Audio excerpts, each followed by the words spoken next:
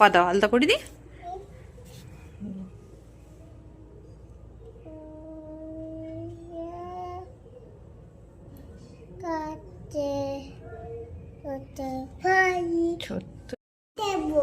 কি করবে তুমি?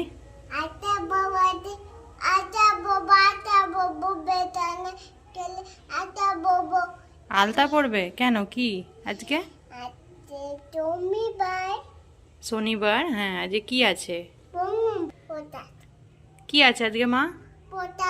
পুজো আছে, ওই জন্য আলতা পড়ছো? হ্যাঁ, বলো আজকে কার পুজো বলো? কার পুজো আজকে জানো? কার? কৃষ্ণ। কৃষ্ণের কি আজকে?